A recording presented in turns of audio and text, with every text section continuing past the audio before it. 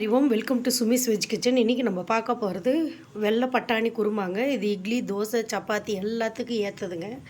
இப்போ அதுக்கு தேவையான பொருட்கள் பாருங்கள். ஃபஸ்ட்டு அரைக்கிறதுக்கு தேங்காய், முந்திரி, சோம்பு போட்டு நம்ம தனியாக அரைச்சி வச்சுக்கலாங்க. இதுலேயே நம்ம பச்சை மிளகாய் 2 போடணுன்னாலும் போட்டுக்கலாங்க. இப்போ பாருங்கள், அதுக்கு தாளிக்கிறதுக்கு பாருங்கள், கடுகு, உளுத்தம்பருப்பு, சீரகம், அப்புறம் கரம் மசாலா போட்டு பட்டை, கிராம்பு, லவங்கம், ஏலக்காய், இது பிரிஞ்சி இலை, அதுக்கப்புறம் உப்பு, 1/2 ஸ்பூன் கரம் மசாலா, 1 ஸ்பூன் தனியாத்தூள், 3/4 ஸ்பூன் மிளகாய்த்தூள். இது வேக வச்சுருக்கோங்க. ஒரு 5 விசில் விட்டு உப்பு போட்டு வேக வச்சுருக்கோம் பட்டாணி. அப்புறம் ஆஸ் யூஷுவல் நம்ம இஞ்சி பூண்டு பேஸ்ட்டு நம்ம இது மாதிரி இடித்து வச்சா நல்லாயிருக்கும். ஸோ வெள்ளை வெங்காயம் எடுத்திருக்கேன் நான், பச்சை மிளகாய், தக்காளிங்க. இப்போ இந்த இடத்துல நான் என்ன பண்ணியிருக்கேனாக்கா, எண்ணெய் விட்டு வச்சுருக்கேன் நான்.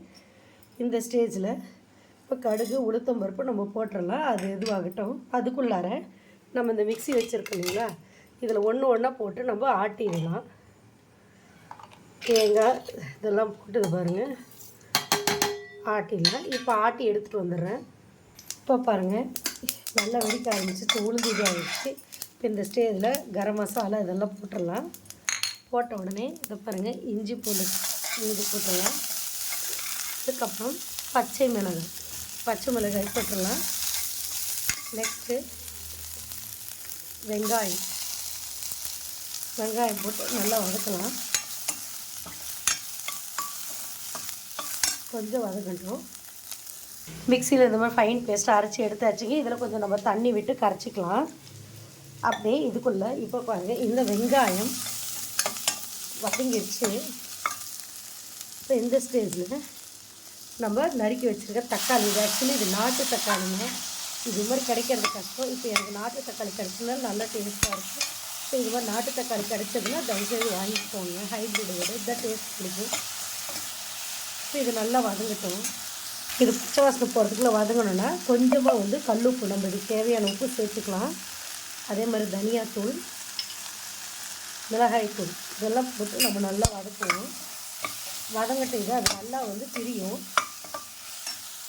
பாருங்கள், நல்லா வதங்கிடுச்சு, எண்ணெய் பிரிஞ்சிடுச்சு பாருங்கள். இப்போ இந்த ஸ்டேஜில் இந்த பட்டாணி போட்டலாங்க. கொஞ்சம் என்ன பண்ணலாம், நம்ம இது மாதிரி நசிச்சிக்கலாங்க. அப்போ தான் ருசி கொடுக்கும்.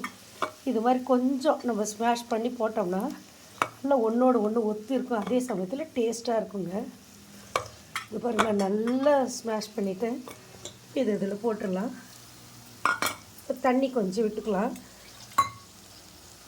பாருங்கள், தண்ணி கொஞ்சம் விட்டு நல்லா கொதிக்கட்டும். இப்போ இந்த சமயத்தில் கரம் மசாலாவும் சேர்த்துடலாங்க.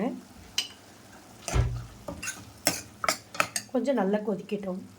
நல்லா கொதிக்க ஆரம்பிச்சிருச்சு. இப்போ இந்த ஸ்டேஜில் நம்ம அரைச்சி வச்சுருக்கிற தேங்காய், முந்திரி பேஸ்ட்டு ஊற்றிடலாங்க. நல்லா தண்ணி விடலாம், ஏன்னா அது நல்லா திக்னஸ் கொடுக்கும். ஸோ உங்களுக்கு தேவையான அளவு தண்ணி விட்டுக்கலாம். இப்போ பாருங்கள், இது நல்லா கொதிக்கட்டும். அதுக்குள்ளே நான் கொத்தமல்லி, கருவேப்பிலை கட் பண்ணி வச்சுட்டு இது கொதிக்கட்டோங்க. நல்லா கொதிக்கட்டும்.